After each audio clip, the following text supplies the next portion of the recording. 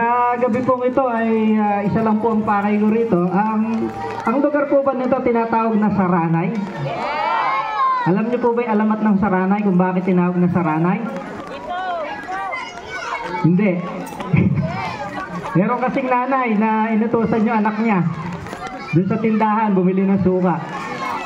Eh, sarado na yung tindahan, kaya sumigaw yung anak, Saranay! Yung hindi matawa, eh, pang matalino po yung joke ko, bahala kayo. Ang aking po ibabagay sa inyo ay tungkol sa Bible pa rin. Hindi ko po ginawa itong kwento, di hango po sa Bible yung kwento na ito sa Lucas chapter 19. Hindi ko na po babasahin sa Bible. Basahin nyo na lang po sa bahay nyo. Istorya po ito ni Sakeo, pero ang bida po rito ay hindi si Sakeo. Sino po nakakilala kay Sakeo? May kapitbahay ba kayong pangalan ni Sakeo? O social yung pangalan, Sakeus, Zachary. Doon po galing yung pangalang Sakeo. At yung istorya po ito ay nabalitaan ni Sakeo na ang Panginoong Hesus ay nandun sa lugar nila. Sino po may kakilala kay Jesus?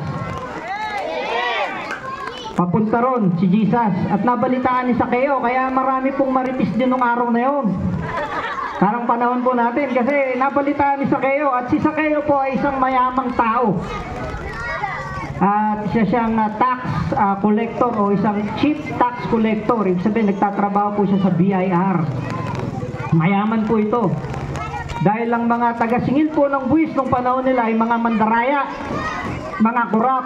Pag naningil po sila ng buwis, laging may sobra. Kaya si Sakeo ay isa sa tinaguriang mga makasalanan nung panahon nila.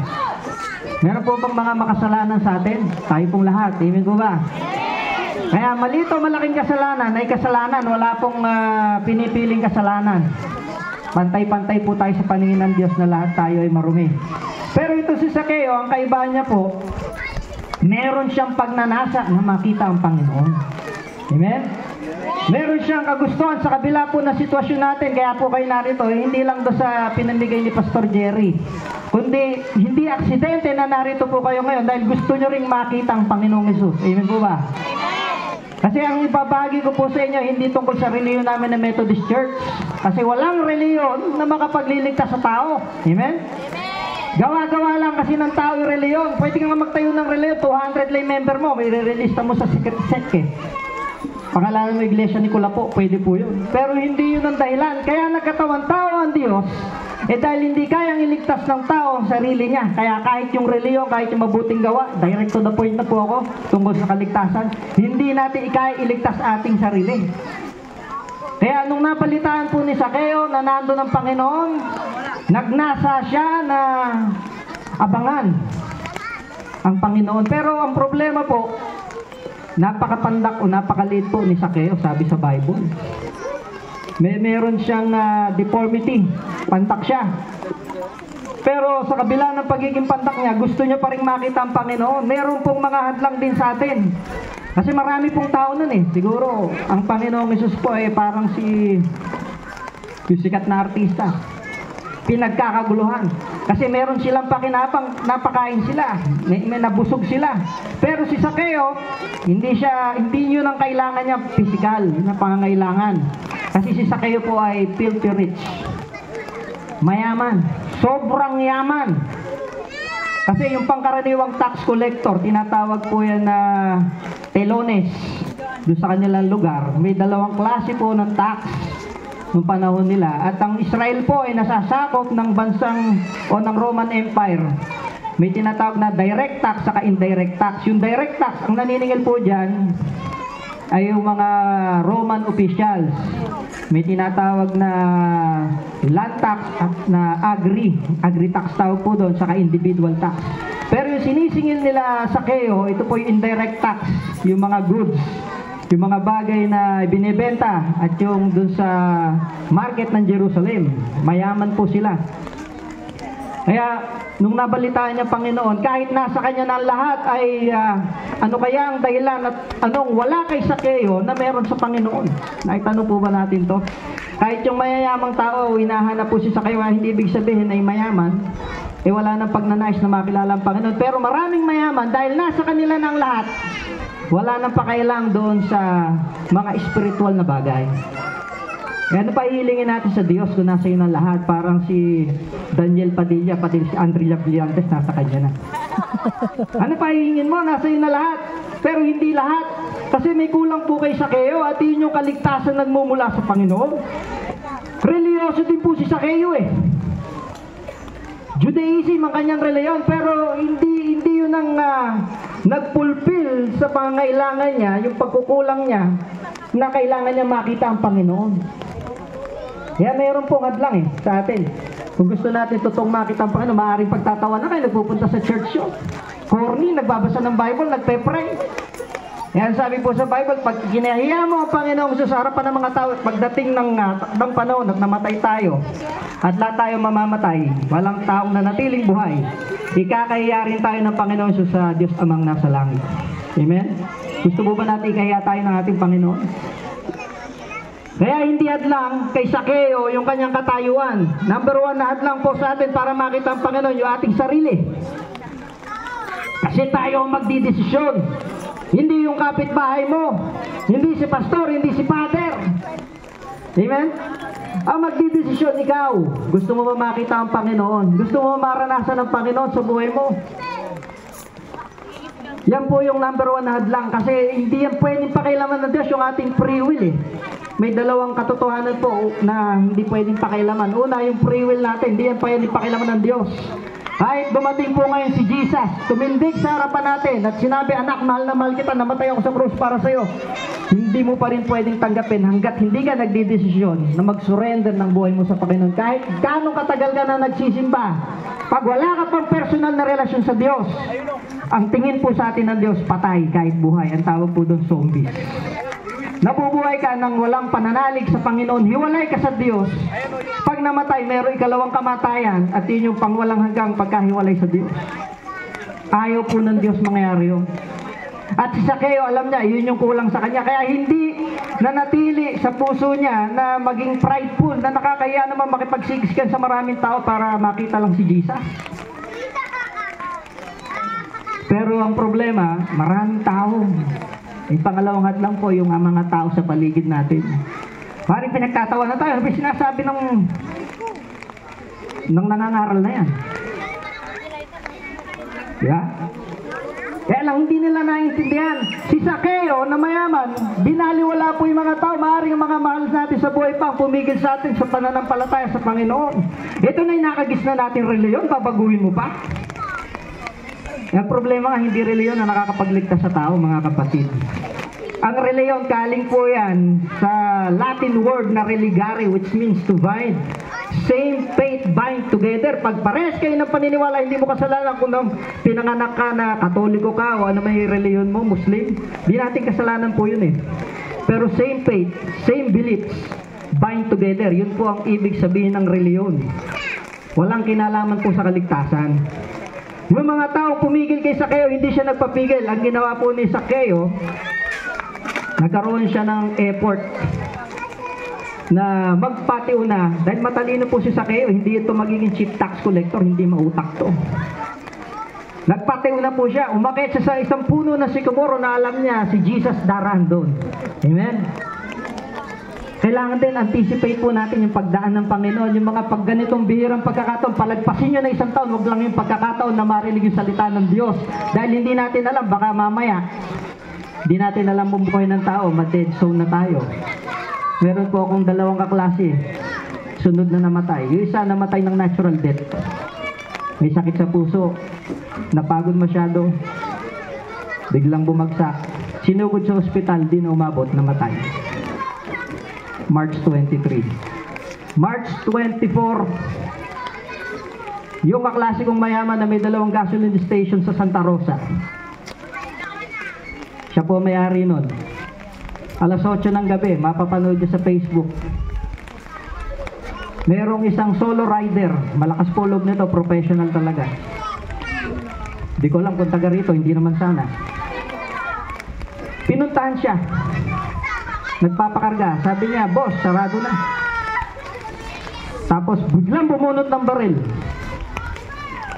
tatakbo sana siya kasi ang tendency po ng isang tao pag nakakita ng barel, either tumakbo ka o lumaban. Nanaig yung takot, tumakbo. Yun yung pagkakamali niya. Kasi hindi ka pwedeng hindi abutan ng bala ng barel. Solo rider po yun, lakas ng loob. Binaril siya sa likod 4 na beses. Nung nadapa siya, nilapitan. Binaril sa sentido, patay. Dinalaw po namin. Kahit ganong kayaman po ng tao, mga kapatid, di natin alam ang buhay natin. Ang pinakamagandang insurance na pwede po natin gawin ay yung i-insure natin ang buhay natin sa pagkakilala sa Panginoon. Ito kasing buhay natin, pansamantala lang po, walang forever dito sa mundo. Maring jamming-jamming tayo, tuwang-tuwa, nakikipag-inuman, walang problema doon, maging masaya tayo. Gusto natin maging masaya, alang problema doon. Pero tiyakin natin yung ating halakhake hanggang huli, hanggang forever. Dahil kapag namatay tayo, baka hanggang doon lang. Amen?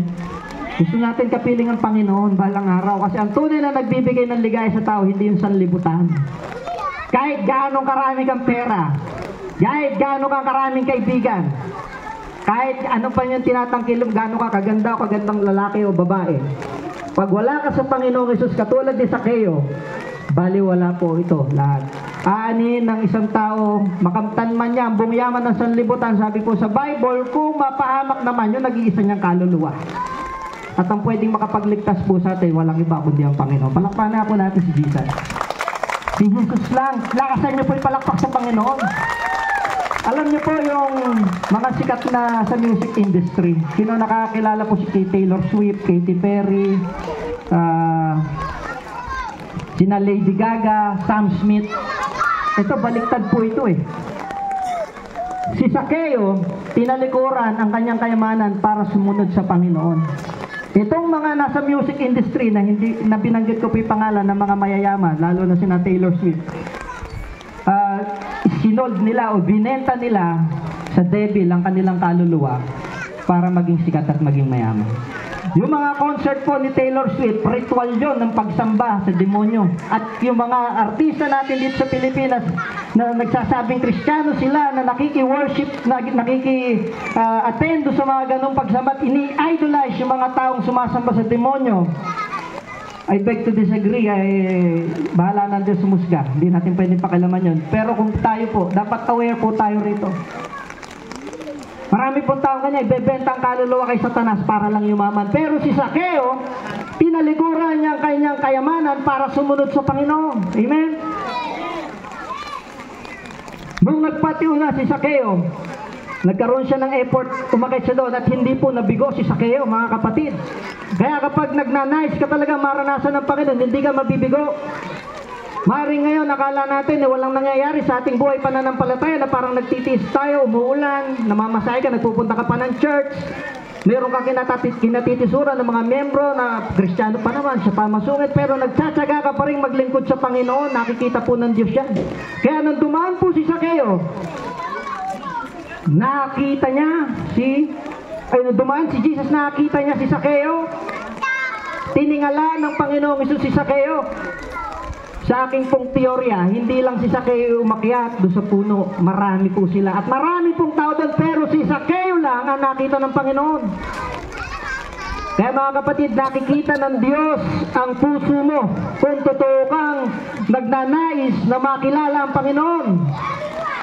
Hindi mo pwedeng ilingid sa Panginoon yung tinatago natin sa dilim. Alam ng Diyos lahat yan, yung bawat luha mo, yung bawat paghihirap mo, yung mga bagay na kalooban mo, alam po lahat ng Diyos, walang pwedeng ilihim sa Diyos. Ang tinitingnan po ng Diyos yung puso natin. Amen? Yung puso po natin, mahalaga yan. Kumakatok po ang Panginoon dyan. Kung siya'y pagbubuksan, sabi niya, gentleman si Jesus eh. Hindi siya basta-basta nakikialam sa desisyon po natin. Tayo magdidesisyon. At yung lock ng pintuan, tayo po magbubukas. At pag pinagbuksan po natin ang Panginoon, saka lang siya papasok. At sabi po doon, makakasalo natin. Kaya nung nakita ng Panginoon si Sakeo, tiningala siya, sabi niya ng Panginoon, bumaba ka agad, Sakeo, kapagkat kailangan kong tumuloy sa iyong tahanan. Yung tahanan po doon, yung puso natin. Kaya tumatawag po ang Diyos sa atin. God is calling you by your name. Kahit yung pangalan mo, ito yung pinakamahabang lugar sa buong mundo. Alam niyo po ba yun? Yung taumataw hakatanggi hangga po automati aturi po kakapika mahunggar hurulo ko po wa inihuwa kita natahu. Pakiulit nga po. Kabisado ng Diyos yung. Amen? Tinatawag ka ng Diyos sa pangalan mo, ayaw lang natin sumunod. Baka huling saglit na natin. Huwag na natin hintayin yung nakapako sa krus na huling saglit ng kanyang buhay, saka lang siya tumanggap sa Panginoon. Pero naligtas pa rin siya, pero hindi siya nagpabautismo, hindi siya nag-anib ng reliyon. Tinanggap niya si Jesus at sabi niya, alalahanin niyo po ako pagpunta mo sa paraiso. Ganun lang kasimple kaligtasan. Ang kaligtasan hindi po mahirap. Ang mahirap yung ginawa na nagligtas. Si Jesus yung naghirap. Siya yung pinako sa krus, hindi tayo. Ang gagawin lang natin, tanggapin. Ano pa madali, ano mahirap doon? Halimbawa, binigyan ka ng regalo. Pero may choice ka kung tatanggapin mo yun o hindi. Hindi yun pwedeng pakialaman ng Diyos, mga kapatid, mga magulang, mga kuya, mga ate, mga bunso. Ikaw yung magdidesisyon. Tatanggapin mo ba yung regalong inaalok sa inyo ng Diyos? At ang yung regalong yon, ang pinakamagandang regalo, yung meron kang personal na relasyon sa Diyos sa pamamagitan ng Panginoong Hesus. Nakikita ng Diyos, tinatawag ka sa pangalan, may tinig ang Panginoon sa atin, matagal na. Maaring matagal na tayo sa church, pero baka hindi pa tayo talaga nagsusurrender ng buhay sa Panginoon, tayo pa rin ang Panginoon sa ating buwan. Anak, si Mama, Alam din po ng Diyos yan. patawag mo si Mama. Pero kung totoong ninanasa po natin, maranasan ng Panginoon sa buhay natin katulad na si Keo. Patawag mo kay Kuya. Nung sinabi na ng Panginoon, bumaba ka agad sa Keo, tutuloy ako sa bahay mo. Ano ginawa niya sa Keo? Tawagin mo si Mama. Nagmadali po siyang bumaba at tuwa siya. Alam niyo po yung pag-akyat sa puno, mas mahirap kaysa sa pagbaba. Tama po ba ako? Maliban na lang, ang tumalong ka sa puno, mapipilayan ka kung mataas. Pero dahil sa sobrang excited ni Sakeo, yung pag-akyat niya, dahil pandak siya, hirap na hirap siya, katulad ni Baby Giant siguro, hindi natin alam ang height ni Sakeo. Pero nahirapan siya sigurado na umakyat doon sa puno na yun. Pero nung bumaba, mas mabilis. Kasi nakaka-excite po, makilala ang Panginoon. Ito yung pinaka nakaka-tuwa, napakasayang karanasan, yung magkaroon ka ng buhay na walang hanggan. Hindi lang dito. Yung kinain natin ng mga Jollibee, McDo, pangsamantala lang, tutunawin niya ng katawan nyo. Pero higit na kailangan ng tao, yung pagkain ng Espiritu, yung salita ng Diyos. Amen. Si Jesus po yun, na nagkatawang tao. Makyat ka na. Kaya hindi nabigo si Sakeo. At nung fast forward sa verse 7, nung nandun na sila sa bahay ni Sakeo, nagbulong-bulungan yung mga marites, yung mga usi. Marami pong ganyan Lagi nilang binabantayan si Jesus. Ang sabi ng mga usi, nakikituloy sa isang makasalanan. Sabi po nila, tumindig si Sakeo at sinabi niya, kung yung aking pong kalahating kayamanan ibibigay ko sa mga duka, natuwa yung mga using mahihirap. Kasi yung kalahati ng kayamanan ibibigay. At kung may nadaya man po akong sino man, ay 4 na ibayo ko ibabalik. Ang resulta po ng pagkakilala ni Sakeo sa Panginoong Hesus ay genuine transformation. Merong totoong pagbabago. Kasi ang mga taong nagbabait-baitan pupunta sa langit-langitan lang. Pero kung totoo kang binago ng Panginoon, yun yung totoong langit. Amen? Kaya mananalig na rin tayo sa Panginoon. Totohanin na po natin. Amen? Huwag na tayo magkunwari. Kasi kapag harap natin sa Diyos, hindi natin pwedeng sabihin, hindi, talagang miyembro lang ako na ganun, hindi ko na maalam. Kaya kung nais natin makilala ang Panginoon, talagang one-on-one sa Panginoon si Sakeo. At sinabi ng Panginoon, yung sambahayan ni Sakeo ay maliligtas dahil lipi rin siya ni Abraham. Ang anak ng tao, capital letter A and letter T, ay naparito upang hanapin at iligtas yung mga nawawala. Yung kaligtasan po, tayo po'y tumayo at tayo manalangin, ay dumating sa bahay ni Sakeo. Hindi lang si Sakeo ang naligtas, kaya yung mga kabataan ngayon, yung mga bata na naunawaan yung sinasabi ko po, lalo na yung mga magulang na may sapat na pag-iisip tungkol sa narinig yung salita ng Diyos. Hindi aksidente na narito po kayo. Hindi natin alam buhay natin. Naging liwanag at tanglaw si Sakeo sa kanyang pamilya. Kaya pag mayroong isang taong naligtas sa pamilya niya, nagiging ilaw po ito, nagiging tanglaw. Tingnan niyo po ito. Kahit ganong kadilim dito sa lugar nito, kahit isang liwanag po na ilaw, kayang talunin yung dilim. Ganun po kahit uundap-undap yung ilaw mo bilang Kristiyano. meron ka pa ring liwanag na galing sa Panginoon. Sabi niya, naligtas yung sambayanan. Gusto po ba nating maligtas yung ating mga mahal sa buhay? Minsan uso yung mga reunion ngayon. Pero ang tanong, pagdating pa sa kabilang buhay, magre-reunion din tayo, sa kabila sila napunta. Ito yung number one concern po ng Panginoon, yung kaluluwa. Kaya sabi niya, naparito ako upang iligtas yung mga nawawala. Nawawala po tayo lahat eh. Kailangan tayong matagpuan ng Panginoon. Kaya nais ko pong magdesisyon kayo kung alam niyo po sa puso niyo, hindi niyo pa tinatanggap ang Panginoon. Yung tanong na kapag namatay tayo ngayon, hindi niyo masagot kung saan kayo pupunta. Bahala na Diyos, pwede natin siguraduhin po sa oras na ito. Si Jesus po yung daan, katotohanan at buhay, walang makakaparoon sa Ama kundi sa pamagitan niya. Kaya kung kayo po ay hindi pa tumatanggap sa Panginoon, nais ko po kayo panalangin at angkinin niyo po yung sarili itong panalangin sa buhay niyo. Maaari po ba tayong pumikit at manalangin? Angkinin niyo po yung panalangin na ito. Maaaring kahit ganong kasimple po ng panalangin ay naririnig po ng Panginoon, naiintindihan po ng Panginoon.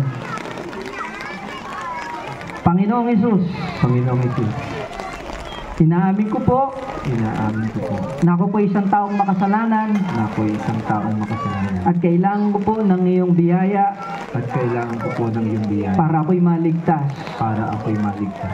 Ako po'y tumatalikod sa lahat ng ito, Ako po'y tumatalikod sa lahat nagsisisi nagsisisi at tinatanggap kita at tinatanggap sa aking buhay sa aking buhay sa oras na ito sa oras na ito bilang aking sariling Panginoon bilang aking sariling Panginoon at tagapagligtas. at tagapagligtas. Ilista mo po ang aking pangalan Ilista mo po ang sa aking aklat ng pangalan, buhay. aklat ng buhay. Amen. Amen. Kung totoo niyo pong ipinalangin ng panalangin niya, naunawaan po kayo ng Diyos, mga kapatid. At mula po ngayon, maghanap kayo ng isang simbahan na mag-aalaga po sa inyo at lalago kayo spiritual. God bless po. Palakpakan natin ang Panginoon. Hallelujah! Salamat po, Pastor. Salamat po. Ayan po. Nabusog po ba ang ating kaluluwa? Naunawaan po ba natin ang